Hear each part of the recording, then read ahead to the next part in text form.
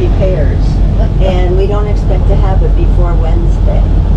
But it says something like landfill on the side of this building, on the side of this vehicle, and no one ever wanted to ride in it.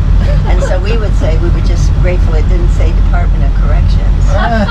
But now they have covered it up, and it says Town of Edenton. So it's a little more presentable.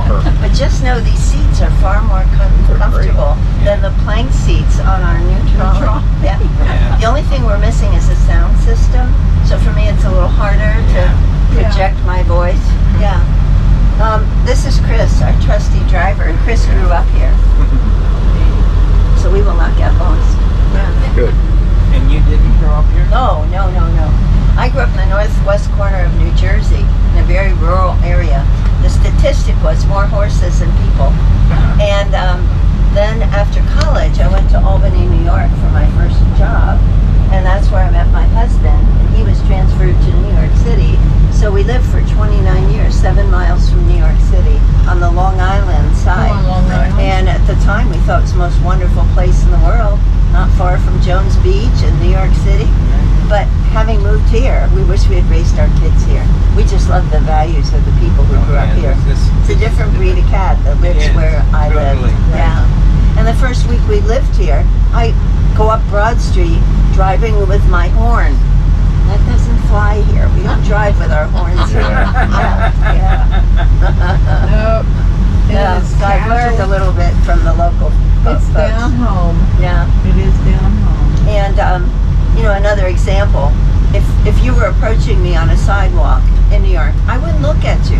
I would look everywhere but. Right. When I greet you, would I even say, good morning? Yeah. No. And not. here, the local folks do that all the time. Yeah. So we've learned to do it. But if you pass someone here and they don't say anything, you can kind of assume they're visitors. They're from somewhere else. Hi. Where are you all from?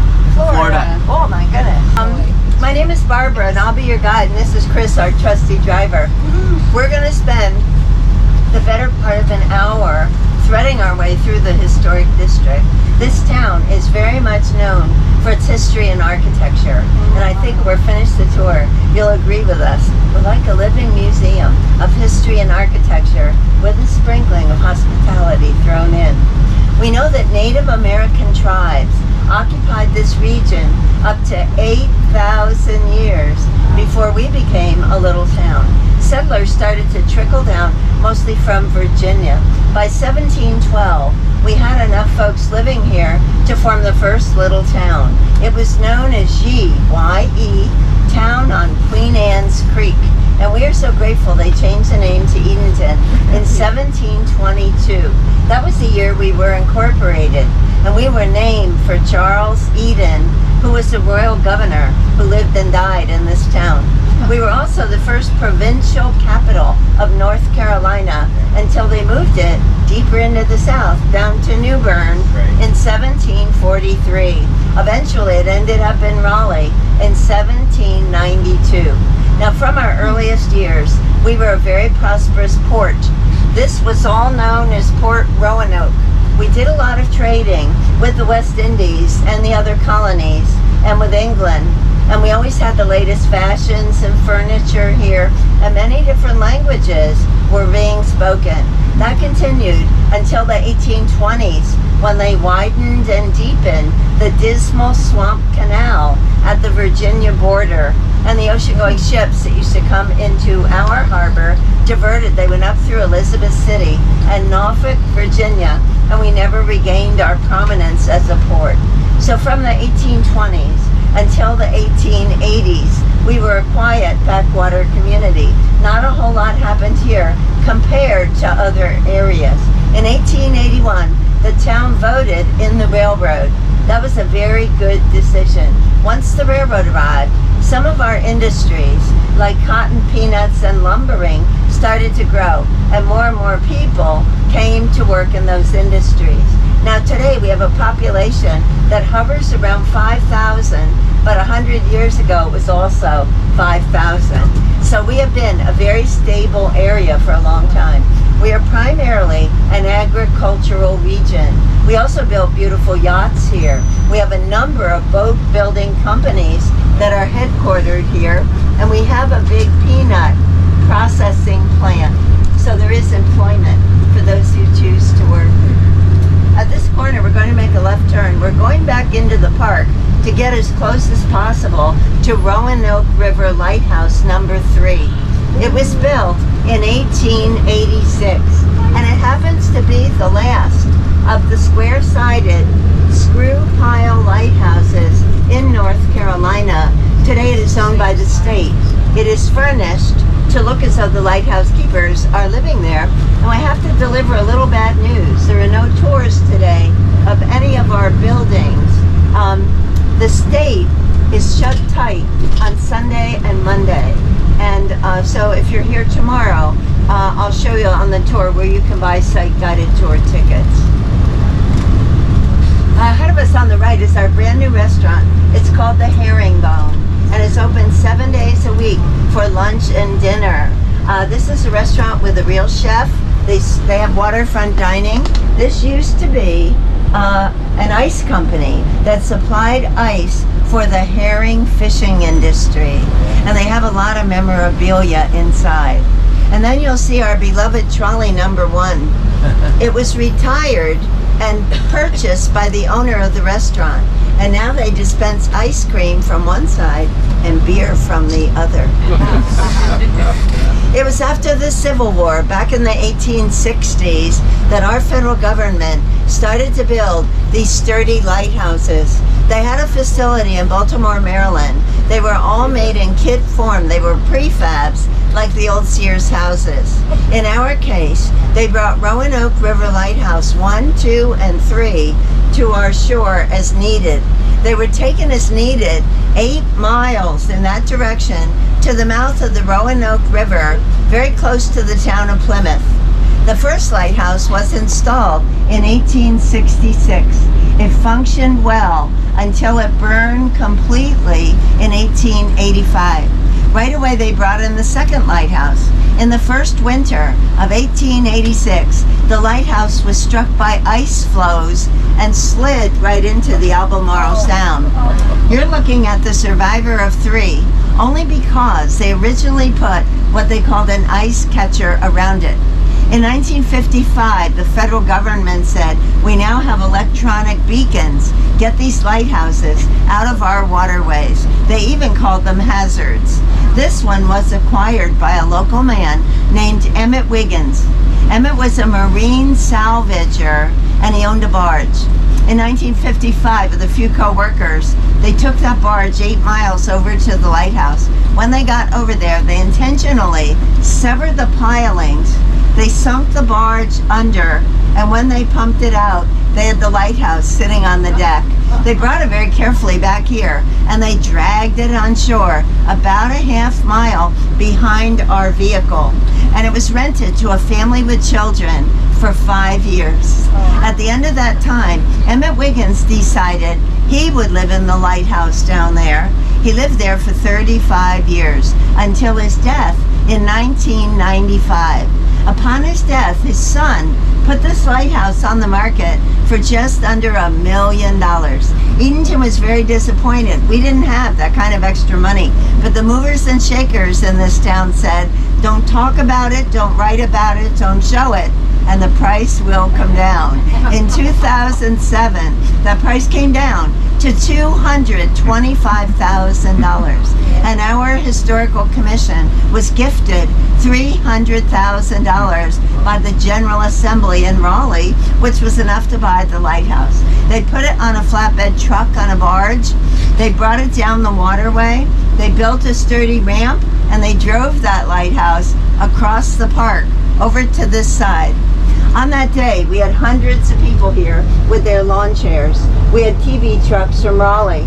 We had a hot dog stand. It was a big day. It sat over here for quite a long time until one day our historical commission heard that the state had access to federal stimulus money that could be used for restoration, and they simply deeded the lighthouse over to the state and let the state complete the project in 2014. Oh my gosh. I didn't remember it. No, it wasn't here. No. I didn't remember it being there. shiny red doors. That is the home of the Chowan Arts Council. They represent local and regional artists. They have a beautiful gallery and gift shop inside. They'll be open today until 5 o'clock. They have almost 4,000 square feet of space inside. It's really beautiful. On the side wall, you're going to see a brand new mural. It depicts our Edenton Tea Pot. And later on the tour, I will tell you the story of the Edenton Tea Party that goes with our teapot. We're going to pause in front of the Cupola House ahead of us on the left, which happens to be one of 3 National Historic Landmarks in our town. Here it is. They only give tours on Friday, Saturday, and Sunday, and the tour schedule is on the green sign to the left of the gateway. The Cupola House was built in 1758 for a man named Francis Corbin. He was the corrupt land agent of Lord Granville.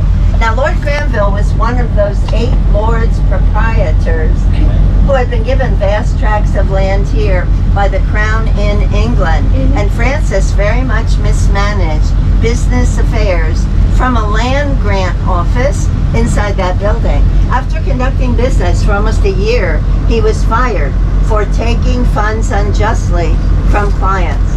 In 1777, the house was purchased by Dr. Samuel Dickinson. He was a medical doctor from Connecticut. This house remained in his family for 141 years. That brings us up to 1918 when 3 men knocked at that door. One was a curator at the Brooklyn Museum of Art in New York. The other 2 were antique dealers. These 3 men were on a buying trip down the East Coast, buying up ornate woodwork and artifacts for display at the museum. In her desperate hour, the last descendant, Tilly Bond, invited the 3 men inside. She sold all of the beautiful hand-carved woodwork in the house, plus some antiques, to one of the antique dealers for a figure around $2,000. He then billed the Brooklyn Museum $5,100 just for the downstairs woodwork. Now, when that woodwork was lost to the museum, a group of locals organized what we call the Cupola House Association. This was the first time in North Carolina that citizens organized specifically to save a building. They sent a representative to that antique dealer. They bought back the upstairs woodwork, the staircase, and the front door and the back door before they had been removed from the building. They came over here and they paid Tilly $2,500 for the whole dilapidated property. They even helped her move out. It took this group 3 years to put the building back together. It opened in 1921 as a county library on the first floor. Upstairs, they had a small museum. For 45 years, that's how they used this building. In the 1960s, the library moved next door where it is today, and they opened the Cupola House as a pre-revolutionary house museum. And I want you to know that in our newspaper this week, our local newspaper, they announced that the original woodwork that is at the Brooklyn Museum is coming home. And it will be here by the end of the year, and they will spend most of next year reinstalling it on the first floor. In the meantime, they had duplicated it, so now they have to find homes for the duplicated woodwork. No, already there are people. Yes, people wanted their own home. Yeah, that's right. Ahead of us on the right, you're going to see Waterman's Grill. They're celebrating their 25th anniversary. They serve dinner only. Next to it, the gray building, is the J.N. Leary building. A woman named Josephine Napoleon Leary was born into slavery in the next county, Bertie County. She was trained as a barber. For many years, she cut hair in a building that is no longer here. That entire block was swept by fire in 1893. That was the largest industrial fire we ever had. This gray building is the replacement building.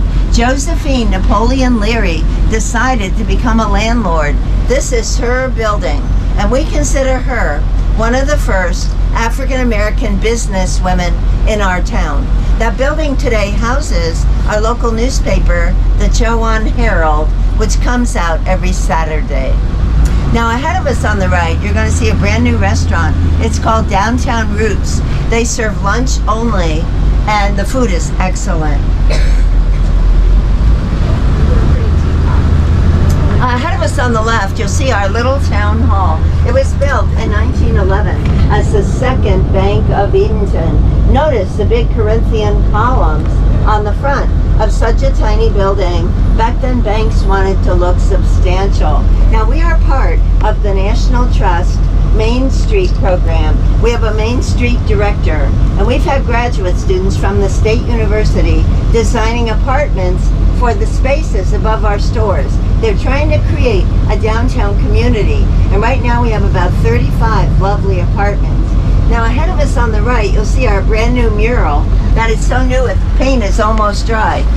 It was designed by an artist in Richmond, Virginia. You'll see it later on the tour as well. The building on the right corner is our brand new outdoor adventure store with 2 new apartments above.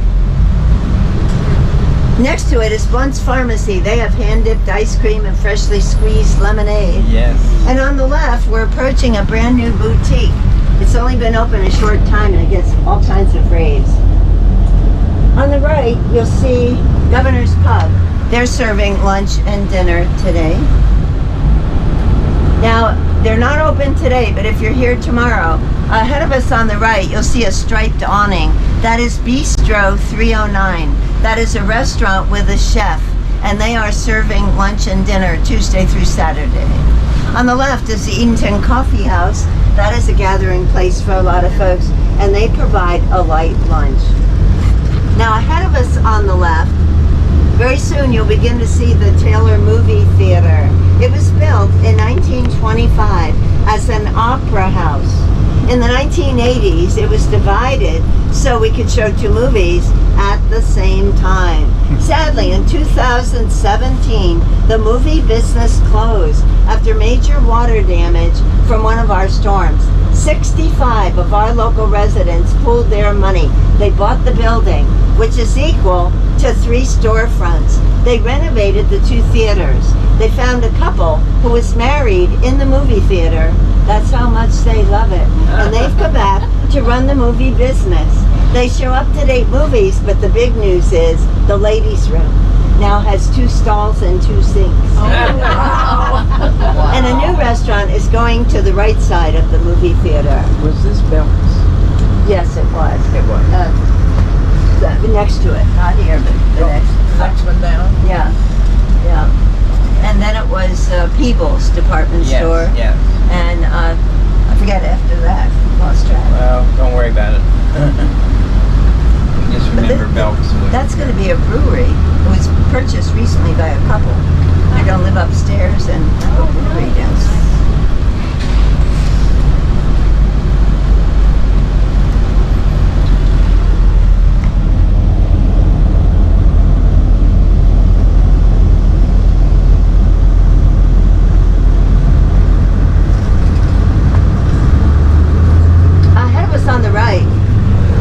Chowan County Courthouse number 3. It opened in 1980. They built in the colonial revival style to blend in with the early history here. Edenton is the county seat for Chowan County. Now ahead of us on the right corner is our United States Post Office, one of the friendliest buildings in town. That was built in 1931. Now just beyond it, you're going to see a green building on the right. That is our state-run visitor center, which is shut tight today. But if you're here Tuesday through Saturday, this is where you can come to buy site-guided tour tickets. They also have a small gift shop inside. You would need to come here before 4 o'clock on those days. On the left is our little farmer's market. It is open on Wednesday afternoons around 3 o'clock, and then it's bustling on Saturday from 8 to 12. Now we have just entered a neighborhood that is just outside of the historic district. It has not had the same special attention that the historic district has had, but it's been designated for some major rehabilitation. We know the leading African American builders in our town in the late 19th, early 20th century were Hannibal Badham Sr. and his two sons, Hannibal Jr. and Miles. Together, they built a number of buildings in this neighborhood. Now, we are pausing in front of the Kaddish AME Zion Church building that was constructed back in 1897 by emancipated African-American skilled craftsmen led by Hannibal Badham Sr. He was a parishioner in the congregation. This was the first African-American congregation formed here after the Civil War. It was also one of 3 black churches that provided schools for children. The Edenton Normal and Industrial School was once located behind the church where they had a dormitory building and a classroom building. That school provided an elementary and high school education until it closed in 1928. In the 1930s, the public school took over those buildings, and for whatever reason, in the 1940s, they tore down the dormitory building and the classroom building. Now, up until 2003, this was a thriving congregation. In 2003, we had our storm of the century, Hurricane Isabel, which almost took us off the map. And after that storm, this building was declared structurally unsound, and the congregation had to relocate. Sadly, it's taken all these years to try to find $1.3 million needed for the restoration. Not very long ago, the North Carolina state budget was approved, and we all discovered in that budget a grant for $2 million for the Kaddish Church. Since that day, they received $500,000 more from the General Assembly. They have all the money needed, and they've started the restoration. The 14 stained glass windows were crated and stored safely away because of their very high value, and they've all been restored. They're inside waiting to be reinstalled. The next building on the left is the original parsonage. That was constructed in 1900 by Hannibal Badham and his two sons. Right now it's between occupants. My understanding is when they finish restoring the church, they want to convert the parsonage into an African American cultural center. Now, if we all put on our sunglasses, we can look to the right. That bright yellow cottage was built by Hannibal and his two sons back in the 1890s. It was moved to this location sometime in the 1980s. It has just enough wooden lace on it to make it a little Victorian cottage. The next building on the right was constructed in 1900 by Hannibal Badham Sr. as the wedding gift to his son, Hannibal Jr. This house has remained in family ownership. Not long ago, the owner moved back to town. He contracted with a local carpenter to put the exterior back into code. The family plans to open that building as a house museum dedicated to the Badham family of builders. Ahead of us on the left, you'll see a modest white building near the sidewalk, and just beyond it, a big brick house. Both of these properties were recently purchased by a young family. Now, the smaller building dates to 1765. We know it as Bennett's Inn. It was one of a cluster of buildings on that property. Today, we believe it still contains the one remaining unpartitioned one-room house in the town of Edenton. Originally, it was a one-room tavern. The brick building ahead of us on the left was the home of Hannibal Badham Sr. He lived here until his death in 1918 with his second wife, Evelina Williams. Evelina was trained as a teacher at Hunter College in New York. After the Civil War, she came to Edenton with the Freedmen's Bureau to teach basic reading and writing to African American children. She met Hannibal, they were married, they lived there. Hannibal built the next building on the left as her school. It was known as the Evelina Badham School. Evelina closed the doors in 1922 to become the Dean of Girls at the school that was located behind the church. Now, ahead of us on the far corner, you're going to see the John R. Page Masonic Lodge. John R. Page was a post-Civil War carpenter here. He was also Chowan County's first African-American legislator in the General Assembly in Raleigh. He served there from 1870 to 72. This building on the corner is the last of 6 Masonic halls that the African-American community has had here. The original building was destroyed just a few years ago in a freak windstorm. It was like a tornado just here at this intersection, and the building was left as a pile of boards.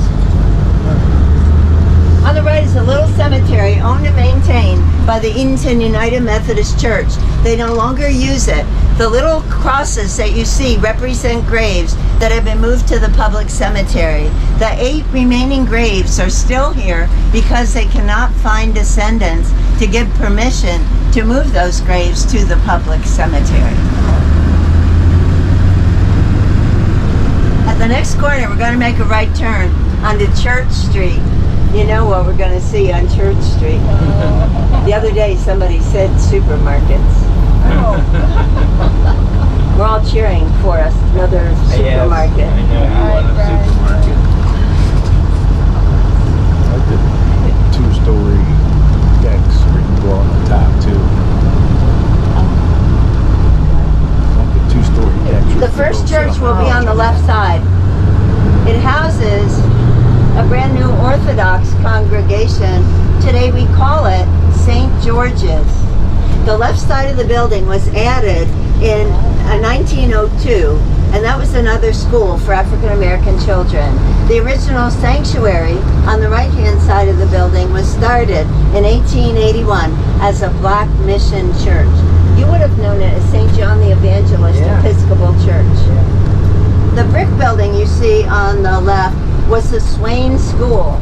It opened in 1916. It closed in 1985. Today we use every inch of that building. On the ground level, our Senior Citizen Center. Upstairs, an 800-seat auditorium. And the 38 classrooms were transformed into senior apartments. And those are all located across the front of the building here.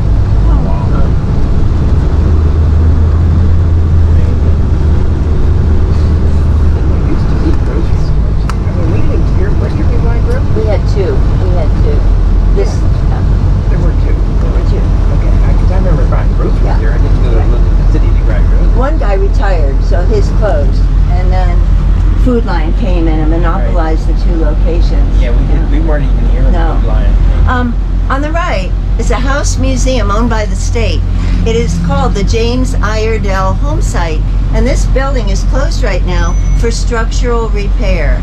James Iredell was appointed by President George Washington to be a member of the first United States Supreme Court. He joined the Supreme Court in 1790. He died while serving on the court. He died in 1799, the same year as George Washington. Now in our state, James Iredell is best known for convincing North Carolinians to ratify the United States Constitution. He even had brochures printed at his expense, and he was not a wealthy man. In our state today, west of Raleigh, we have Iredell County, named in his honor and memory. We're going to cross Broad Street, which was once a Native American trail called Virginia Road. And it went from our waterfront up to Virginia. We're joined with the Post Road that went all the way up to Boston. Later, that became an important mail route from Boston all the way down to Charleston. I have just enough time to tell you my one joke. I save it for the light. What did the snail say while riding on the back of a turtle? Hurry up. Whee! Did you get it? The fun tours are when no one gets it. We have those tours too. Got it. My little granddaughter gave me that joke. She made a booklet. It says trolley jokes. And there are 7 jokes in the book. Brace yourself. We have 6 more lives. Oh boy. He's heard them too many times. Yeah. Yeah, it's Chris's favorite joke. Never gets old. What was the name of the people that you mentioned all the way back? Started with a B. Badams. B-A-D. B-A-D-H-A-M, Badams. The Badams, the black. There was another family that, because I just, the name, I thought, how do I know that name? And I just read a series of books about them in England. Okay, she's gonna do her thing here. Yeah, we'll talk about it later. I'm sorry. Everything you see on the right corner belongs to St. Paul's Parish, which was formed with the Vestry Act of 1701. Right away in 1702, they built a little wooden chapel at the waterfront, which did not survive. You're looking at the second church building that St. Paul's ever had, and it happens to be the second oldest church building in North Carolina. The oldest is St. Thomas, another Episcopal church down in our oldest town of Bath. It's about 2 years older. This one was started in 1736. That is well before we were a nation. Originally, this was an Anglican church, Church of England, and after the Revolutionary War, when things British weren't popular, this became an American Episcopal church. Now today, they have documentation for 700 graves in the churchyard. Among those buried here is Charles Eden, for whom we were named. Now the good news is, this building is open to you today until 3 o'clock. We get back from our tour before 2:30, so you have time to come up here. Only the door at this end, beneath the spire, is open. The side doors are locked, but it's a very interesting old sanctuary. Ahead of us on the right, you're going to see a little white building with green shutters. This tiny building was used for more than 100 years as a study by the rector of St. Paul's Church. Not long ago, this little building looked as if it was going to fall down, and several parishioners raised their hands and said they would restore the building. During the restoration, one of the workmen said, the only things holding up that building were termites holding hands. This building on the right is the current rectory, and it dates to the 1890s. Sometime in its history, it lost its wraparound Victorian porch. The next house on the right has a brand new copper roof. Copper holds up extremely well in the weather conditions that we have here. The next two houses on the right were both built in 1910 in the colonial revival style. Big round Tuscan columns and wraparound porches. The larger of the two houses has 13 spacious rooms. In 1946, the high school prom was held in the attic of that White House. If you look down the driveway, keep looking, you'll realize how big that house is. Oh, yeah, it's huge. On the right, you'll see Victorian fencing. This encircles the Pruden House, circa 1883. And they've just put copper roofing on this house as well. Now at this corner, we're going to make a left turn onto a bumpy road. Hang on tight. They're going to resurface this road very soon. Ahead of us on the right corner is the Payne House, circa 1850. This is an important example of a regional style known as the Carolina Coastal Cottage. Very common in the little villages along the ocean, all the way down to Georgia. Center hall, 1.5 stories. Notice that deeply engaged front porch. We like to say that porches are the signature of our town. Almost every house has multiple porches. And if you're sitting on your porch and people walk by, you know they love to visit. And I think that's very typical of small towns. Ahead of us on the right is the Granville Queen. It was built in 2007. Is that right? Yeah, 1902. But, I forget its date. Yeah. And the owner was Dr. Henry Kazin. He was a medical doctor. For many years, he had a small infirmary inside, and then he got interested in Model T Fords. He gave up his medical practice for his Ford dealership. It's 1907. That's the date of it. Yeah. And today, that's a beautiful new bed and breakfast. Right behind it is Captain's Quarters, another brand new bed and breakfast. They're owned by the same company. Now ahead of us on the right is the Edenton Baptist Church. This is the third sanctuary they ever had on this property. This one was started in 1916. If you all look ahead of us and up to the right, you'll see a copper-clad dome on the top of the sanctuary, which we describe as our finest architectural feature in our town.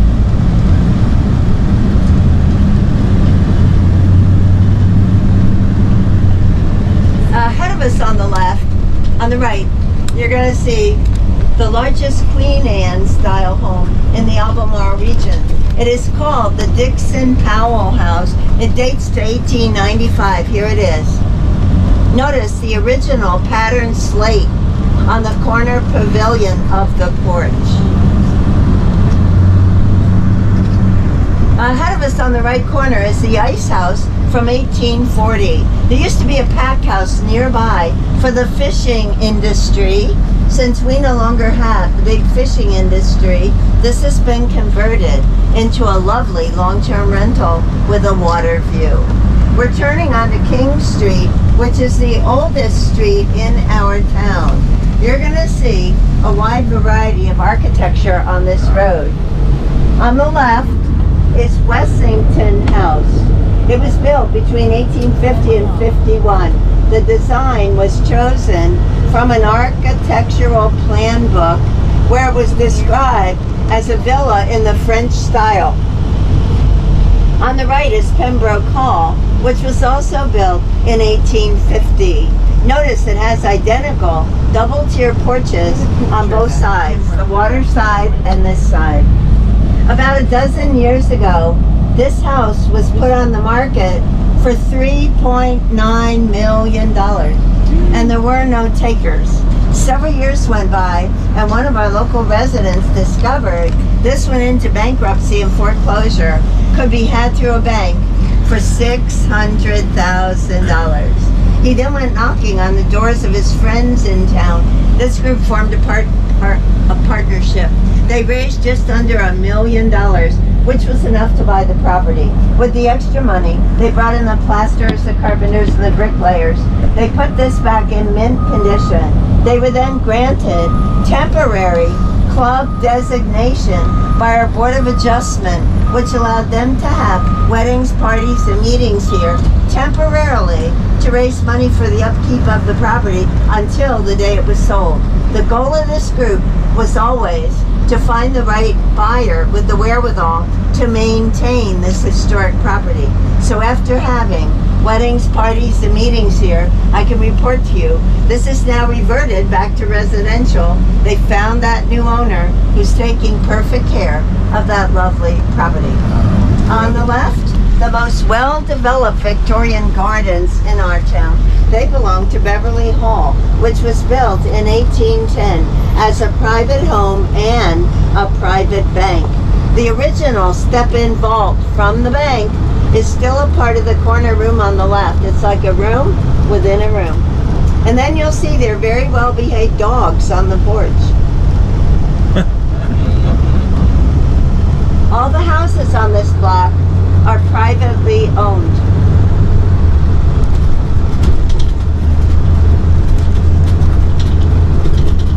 Notice the architecture of the next house on the left. There used to be a house similar where you see the True Value True Value parking lot on the left. The house that is no longer here was the home of Molly Horniblow. Molly Horniblow was the free black grandmother of Harriet Jacobs, the enslaved young woman. Molly knew everybody in town. She had a tea room and a bakery in her house. She had a cow and chickens on her property. It was her granddaughter, Harriet Jacobs, who fled her abusive owner right here in this neighborhood in 1835. And she hid in her grandmother's shed porch attic right here on the front of her house next to the road for 6 years and 11 months. Consider that. Her grandmother took very good care of her. At the end of that time, with the help of family and friends, they escorted Harriet to the waterfront where she boarded a ship dressed as a male sailor. By prearrangement, the captain took her to Philadelphia. That puts us on the Maritime Underground Railroad route. She took a train to New York. She gained employment as a nursemaid. She was reunited with a son and a daughter who had been sent north. and she spent time in the Rochester, New York area where she befriended abolitionists like Frederick Douglass and Amy Post. They're the ones who convinced Harriet to write her life story. She is one of very few enslaved women who ever did that, and she had enough money to have her story published in book form. Her book is called Incidents in the Life of a Slave Girl, and that book is available in your libraries. It's in bookstores and paperback and hardcover. We sell the paperback version at the Barker House. At the college level, her book is on every reading list in the Women's Studies program. Harriet went on to lead a very long and prosperous life. She's actually buried in Mount Auburn Cemetery in Cambridge, Massachusetts. Very soon on the left, you're going to see our mural once again. Another joke. Oh, no. No, that was a joke.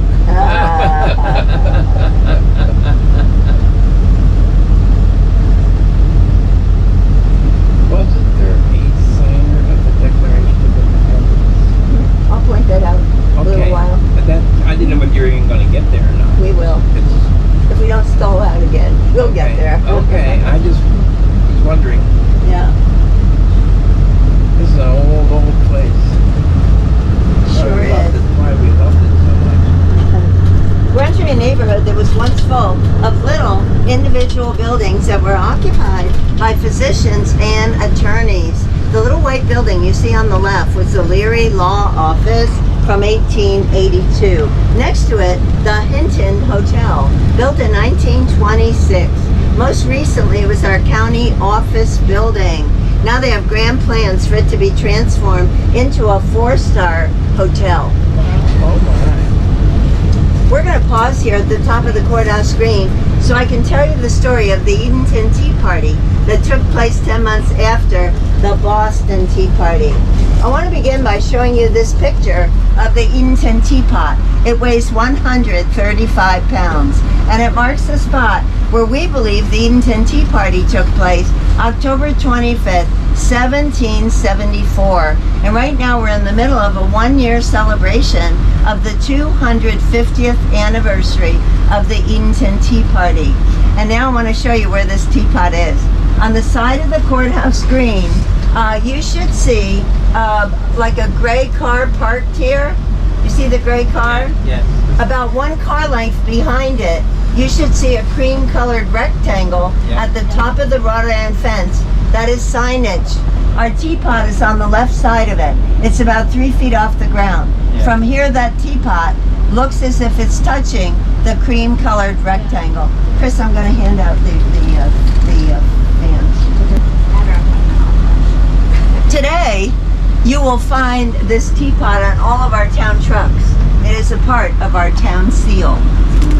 Now, the courthouse green was planned for when the town was first organized in 1712. During the Revolutionary War, this was used as a drill ground by the soldiers.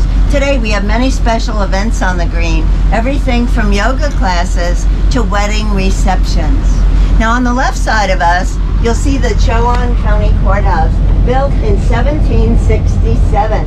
It is a National Historic Landmark. Today, it is owned by the state, making it the oldest government building in North Carolina. Colonial Williamsburg completed a study of the 5 colonial courthouses in use in our country today. They came back and said, this is the most intact colonial courthouse in use in America. So we love showing it Tuesday through Saturday. Harriet Jacobs' grandmother was emancipated from within that courthouse. Today, our state Supreme Court still holds sessions here. Superior Court meets here. We have naturalization ceremonies and many social events as well. So it's a very beloved part of our town and our state. It's still used. Oh, all the time. Almost every day of the week. Yeah. Second house on the right dates to 1744. Notice the old panes of glass still in those windows. That is the second oldest house still standing in our town that was built here. On the left is a big Victorian home that was constructed in 1900 using 20,000 leftover brick from the construction of the Edenton cotton mill, which we will see in just a few moments. All of those bricks were made locally. Now we are on our way to the Edenton Cotton Mill Village, which was organized back in 1898 by 19 local businessmen who wanted to strengthen the economy and keep profits locally. We made cotton thread in our cotton mill for just under 100 years. Very sadly, in 1995, with no notice whatsoever, our cotton mill closed abruptly overnight, leaving employees with no work, many with no place to live because they were renting little 3-room cottages in the village. Needless to say, that was a very upsetting time here, primarily because it involves so many of our local families. Did we ever find out why? Yeah, we know. The company owned other cotton mills that were all bigger. They had all been modernized. Ours was the little one, and it was just easier for them to shut it down.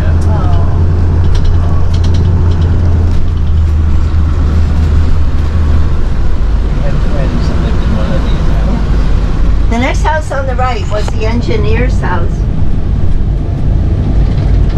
Next to it, a supervisor's house. The third one with the tiny chairs on the porch was the superintendent's house. On the left corner, the supervisor of spinning's house. The carter lived in the second one, and the bookkeeper occupied the third house. The green space on the left was a ball field used by the families who occupied the mill village. Those same families had vegetable gardens on the right side of our trolley, of our bus, our van, I don't know what to call it, our vehicle. These two green spaces will be forever green. No one can ever build on these two parcels. Soon to be on your right is the immense cotton mill building. When it closed in 1995, a wonderful non-profit group in our state called Preservation North Carolina was successful in convincing the corporate owners to donate the entire cotton mill village to them for safekeeping. So Preservation North Carolina, based in Raleigh, is watching over the revitalization of the village. The first thing they did was to sell this immense building on the right to a physician from Charlotte. He had a construction company on the side. He transformed that building into 30 beautiful condominiums, and then very, very sadly, he died in his third plane crash. He was the pilot. He was only in his 40s. It was a very sad time here. On the left, the Cotton Mill office building, which today is privately owned. On Saturdays only, from 11 to 2 o'clock, the Cotton Mill Museum is open free of charge in the middle of that building. It was started by kids who grew up in the Cotton Mill Village. They're all grown up, and they have incorporated, and they want to share their stories of life in the village, and they want to show you their memorabilia. In the village today, we have 57 of the original 70 3-room cottages that were rented to the workers. The first one you see ahead of us on the right has not been expanded. It still has 2 rooms on the front with a kitchen L on the back.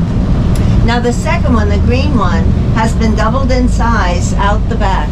As folks started to buy these in 1996 for $18,000, they grumbled that they were too small for full-time living by today's standards. So Preservation North Carolina said, oh well, you may double them out the back. And that's what families are doing throughout the village. They're pushing out the back. Now the 2-story houses on the right were meant for managers or for extended families. Also on the right, you'll see the Cotton Mill Church.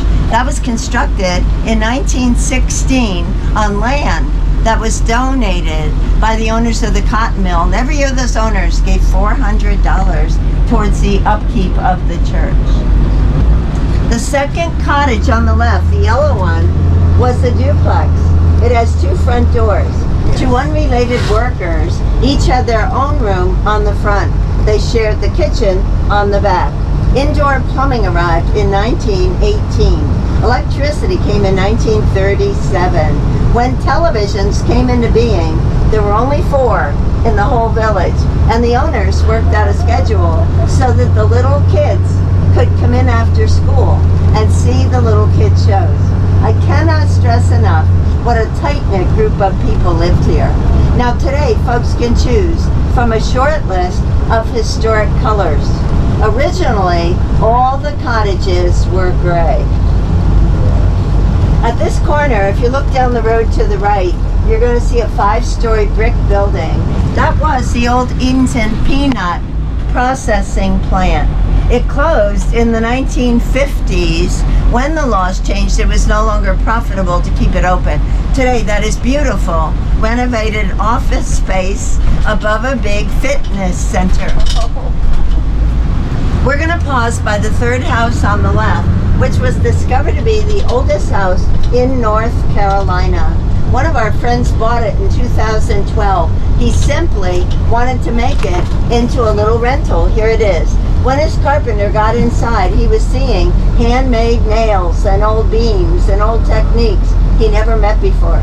They brought in the authorities from Colonial Williamsburg and Raleigh. Together they said, wow, this is really old. They then invited a dendrochronologist to come to town. That is the person that takes plugs from the timbers that are used to frame the building. Through the use of microscopes and computers, they can pinpoint when the trees were felled. They date this little building 1718. Now our town was organized in 1712 at the waterfront, and we believe when this was built, there were no more than 20 little buildings in the whole town. We do know this is not the original location of this building. Very recently, the owner donated the entire property in memory of his deceased wife to the Penelope Barker House Foundation, and this has become a laboratory for graduate students and other researchers. They found a beam in that house from a tree that was growing here in 1558. That is when Queen Mary was on the throne in England. They also discovered that the interior staircase has been moved 5 times in its lifetime. Can you think of a staircase that's been moved 5 times? The other day when I asked that question on the trolley, we had a little boy in the front row and his hand shot up, and all he said was, Hogwarts. Magical staircases. We love that he was paying attention. Most kids don't.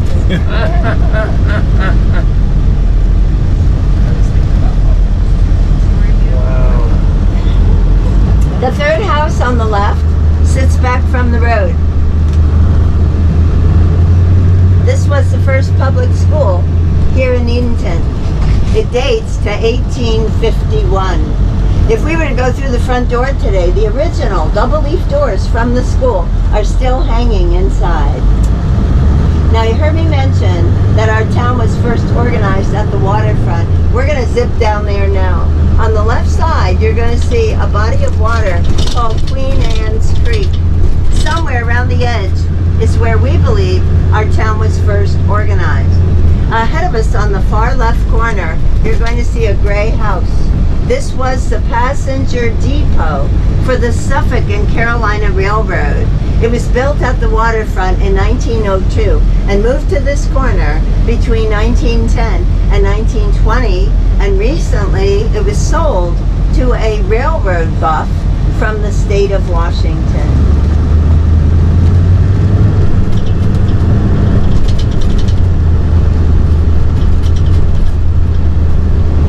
Here is Queen Anne's Creek. As we round the bend, you're going to see a little wooden bridge that links the Hayes Farm with the town of Edenton. Now, the Hayes Farm was once owned by Samuel Johnston. He was the first United States Senator from North Carolina. He was also the brother-in-law of James Iredell, who was on the Supreme Court. Now, very recently, the state of North Carolina purchased Hayes Farm. They purchased 194 acres of land. The manor house on that land is already a National Historic Landmark. And the state is going to transform it into a house museum. Until that day, they have lifted restrictions, and you are now invited to go across the bridge with your car, past the cemetery on the right, take the very next driveway on the right to the front door of that beautiful house, and there's the circular driveway, and you can come back the same way. And if you would like to spend the rest of the day out there on the property, feel free to do so. There are beautiful flower gardens on the water side, and it's right on the water. It's beautiful. Yes. Oh, we take this on there. Oh, yeah. Oh my goodness. And repair trucks all go on there. In the middle of the park on the left, we have a new monument. It is in memory of Dr. Hugh Williamson. He signed the Constitution of the United States.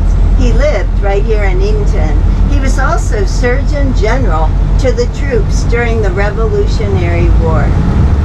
Now ahead of us on the left, you'll begin to see the Barker House. Just know there are big rocking chairs on the porch, should you want to sit there a while and enjoy that view. Those are cypress trees growing out in the water. And recently, people have been seeing pods of porpoises here. They're coming in from the ocean because right now, this water is slightly brackish because of the weather conditions. Normally, it's fresh water.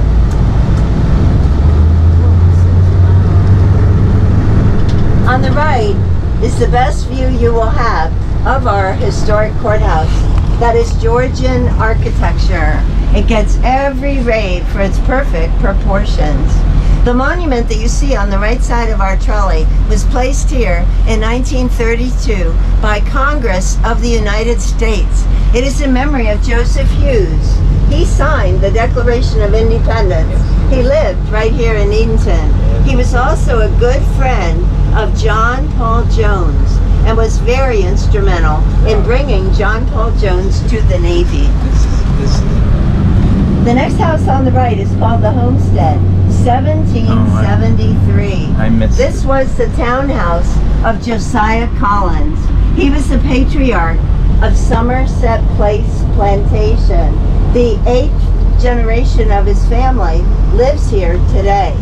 Now, Somerset Place Plantation today is owned by the state. It is open to the public Tuesday through Saturday from 9 to 5. It's located in the town of Cresswell on the way to the Outer Banks.